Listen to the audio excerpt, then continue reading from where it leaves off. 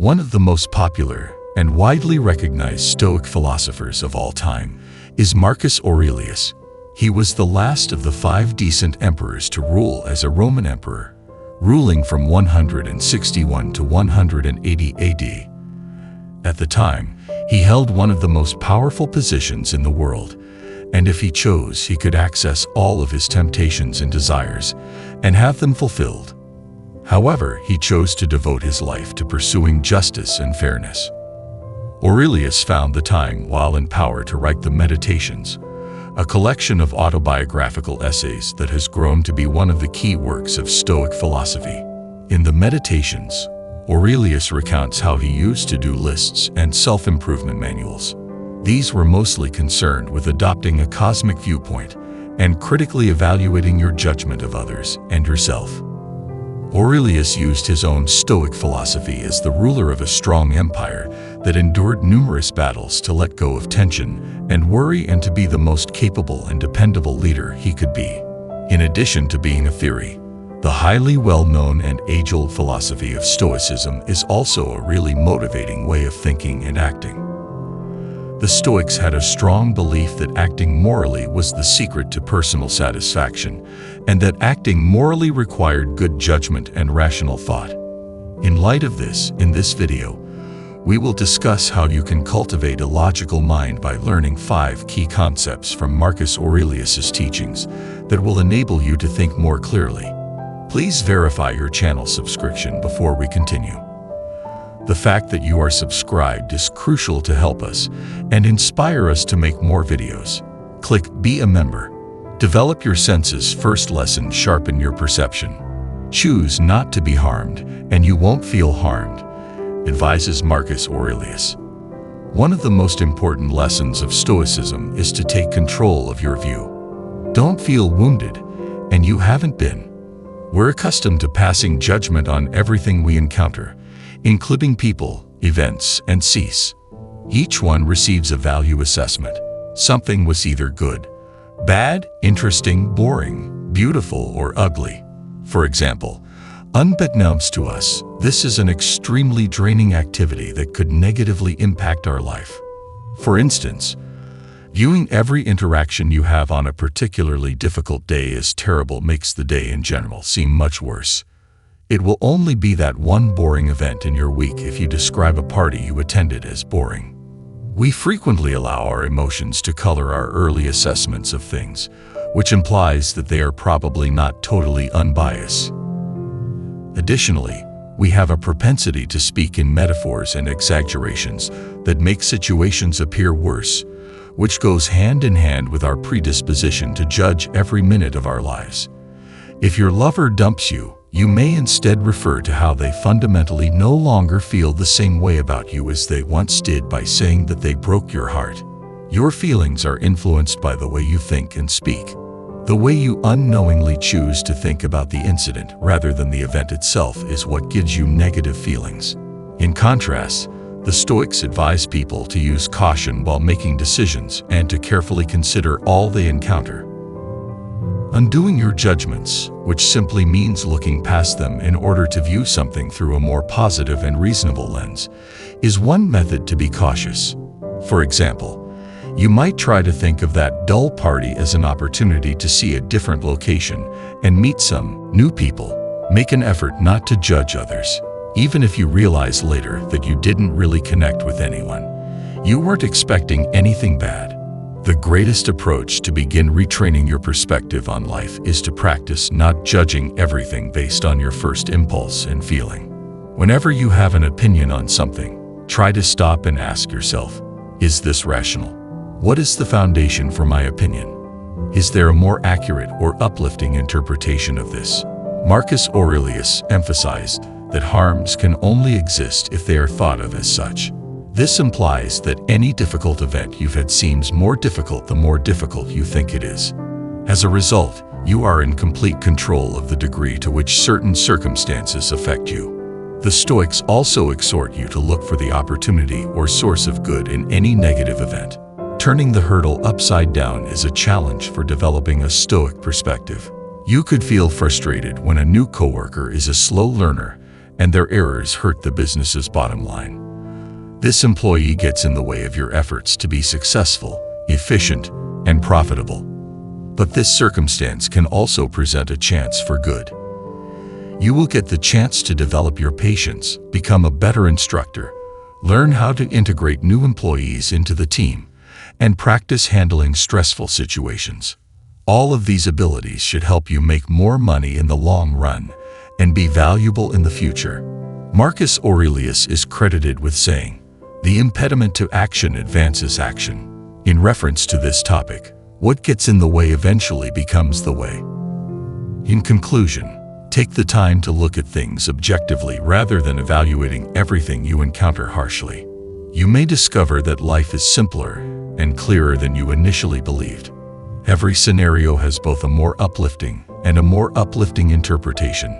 Nothing will annoy you as much as it did to after you make the necessary mental adjustments, and life will go much more smoothly for you. Develop emotional restraint. Second lesson, master emotional restraint. Marcus Aurelius counsels us to refrain from allowing our feelings to overcome what our minds are telling us. Put an end to your hypocrisy, selfishness, and irritability. It stands to reason that acting irrationally is frequently depicted as being in sharp contrast to acting out of emotion. Nothing can impair our judgment more than our own feelings. Therefore, one of the most crucial abilities to develop if you wish to think properly at all times is the capacity to control your emotions. Marcus Aurelius believed that rage in particular causes more harm than good. Contrary to popular belief or efforts, managing your emotions does not entail stifling them. When you experience tremendous anger as a result of a betrayal, you are unable to suppress it by denying it to yourself or others or by acting as though everything is fine. No matter how far you push it, it will still be there.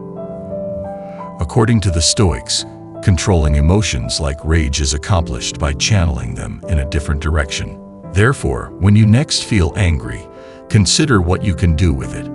Although it may be alluring, can yelling at the person who injured you make things any better for you? Will it make the person you were betrayed by better? In other words, consider what you are tempted to do and then consider whether it is helpful.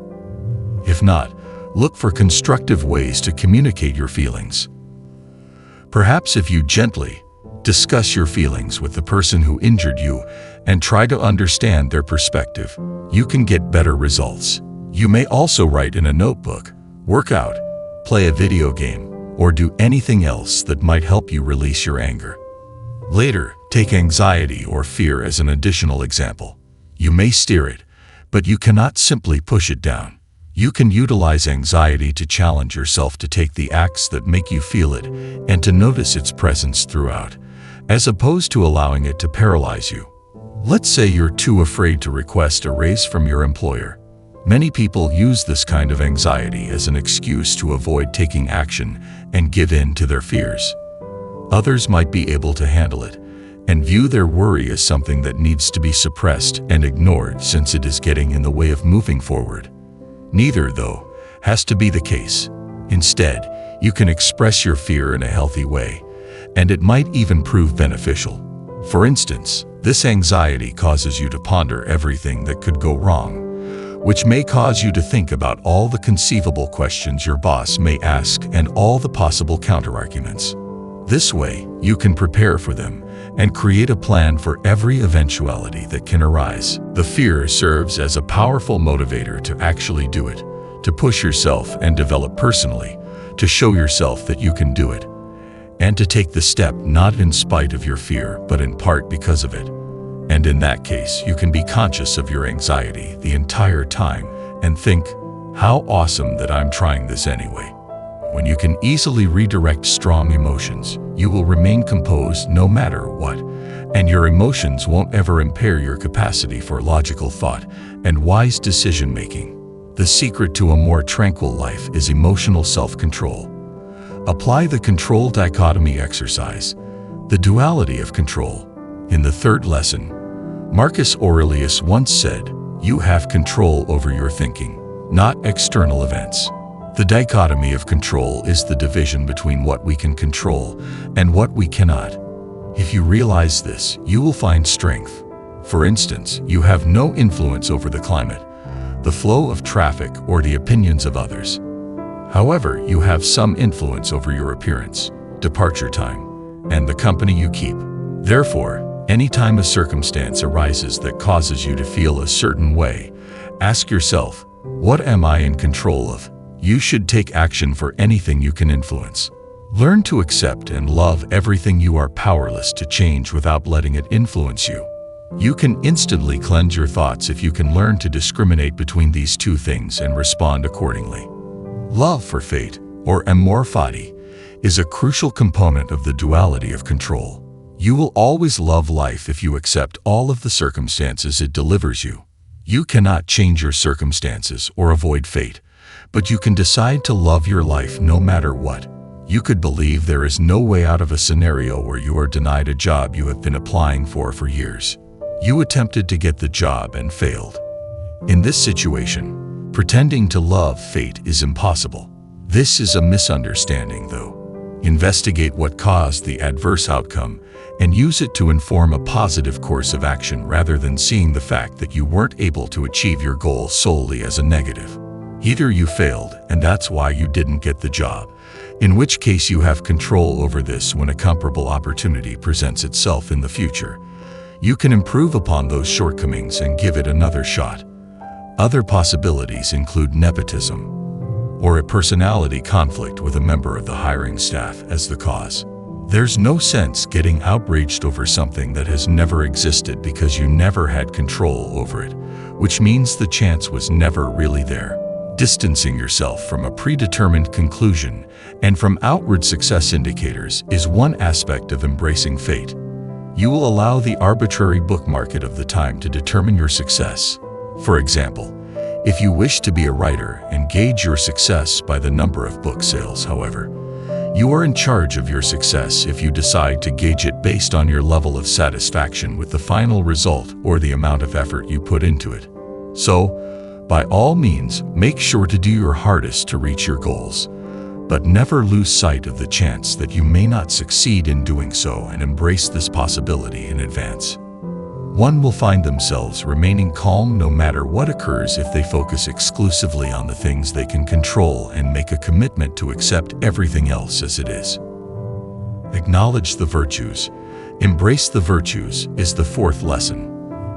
Virtue can be thought of as a perfection of character, or more simply expressed, morally upright behavior.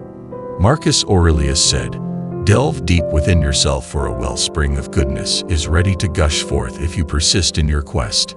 Such actions are advantageous to you, the people around you, and the greater good. Stoicism embraces the notion of a connected universe in which everyone and everything has a connection. As a result, doing what is for the greater good ultimately benefits you. The Stoics were adamant that individuals who committed themselves to society's welfare were those who were most in tune with reason. In other words, they lived by their morals. The Stoics, on the other hand, believed that ignorance was to blame for the lack of virtue. Virtues can be your guiding stars, keeping you on the right path and grounded when life throws you into unexpected situations. Because of this, those who are most endowed with virtue frequently exude calm and calmness. One must absorb the four Stoic cardinal virtues of wisdom, justice, temperance, and courage in order to embody virtue. The ability to discriminate between good, bad, neutral, and everything in between is what is meant by wisdom according to the Stoics. It requires overcoming the influence of feelings and letting reason decide what is morally right when faced with a choice. Justice comes next. Justice is built on wisdom, which is a dedication to what is fair and appropriate for both oneself and other people.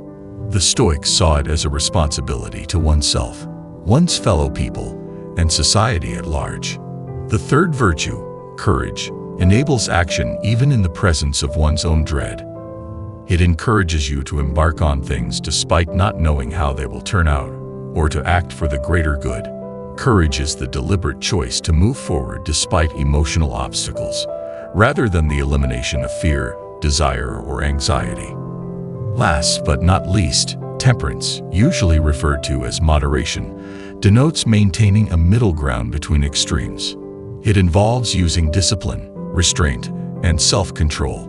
Marcus Aurelius emphasized how our ability to self-regulate sets us apart from other animals. Temperance puts long-term well-being ahead of momentary pleasure. Take something commonplace like a bag of chips. Consuming the full bag could provide short-term pleasure, but it puts one's health and even mood in danger. In this case, exercising restraint entails stopping after a few bites. The proper amount to consume before stopping is determined by wisdom. Stoicism divides things and acts into three categories: good, bad, and indifferent. According to personal inclination, the guiding principles were to seek good, shun evil, and embrace indifference. Deviating from these rules meant encouraging evil, stealing, showing disrespect, being careless, or refraining from doing good. Indifferent behaviors like going for a leisurely walk accomplished neither. These values promote a calm, collected state. In addition to personal improvement, you can always walk the virtuous path led by reason and cultivate a calm mind. If your acts are in line with these virtues, adopt a bigger picture viewpoint. The fifth lesson: adopt a broader viewpoint. Whenever you want to converse about individuals, it's best to take a bird's eye view and see everything at once, as Marcus Aurelius says in our final quotation from Plato.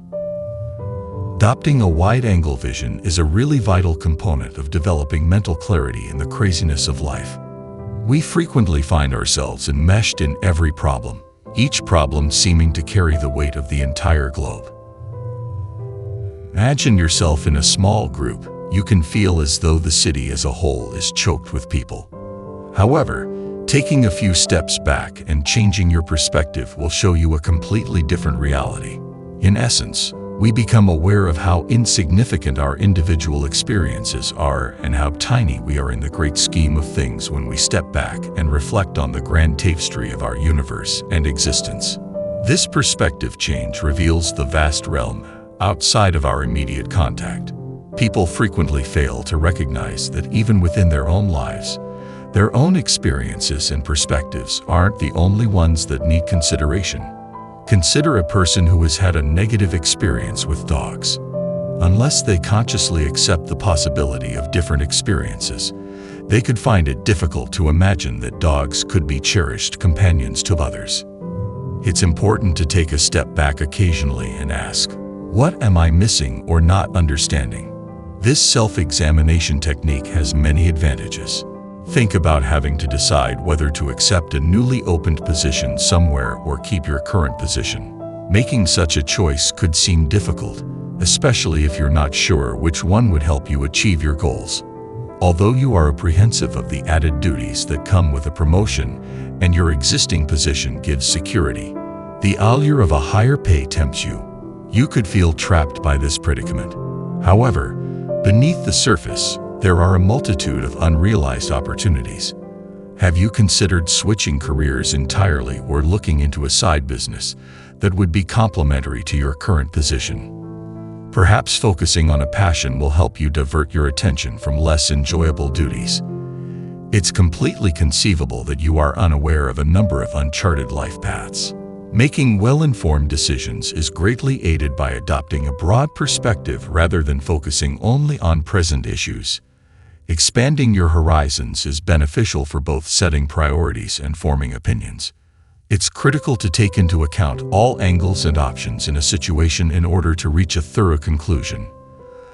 Additionally, taking a step back means removing yourself from personal prejudices and opinions. Temporarily putting aside your desires might give you a new perspective and inspire you to think about the people in your life and your obligations to them. You might view an activity like littering as insignificant in the heat of the moment. The significance of your propensity to litter, in contrast to the sustainability of the planet, becomes vividly obvious when you pause and broaden your viewpoint to consider the totality of the world and the potential implications if everyone followed suit. As was already established, the Stoics believe that everything in the universe is interconnected and that your own well-being is enhanced by the well-being of the entire world. When faced with a decision, challenge, difficulty, or change in your life, it is crucial to step back and consider the world as a whole, rather than simply your own life. You can ponder some issues internally.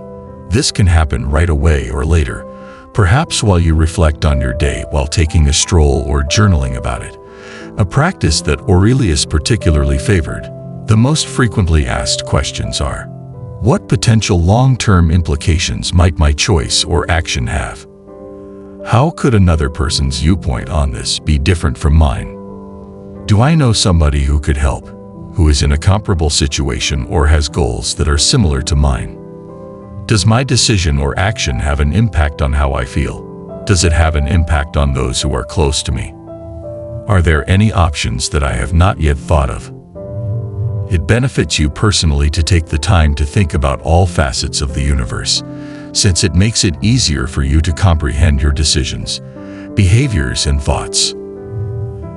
Additionally, it allows you to aid the rest of the world, which benefits both of you.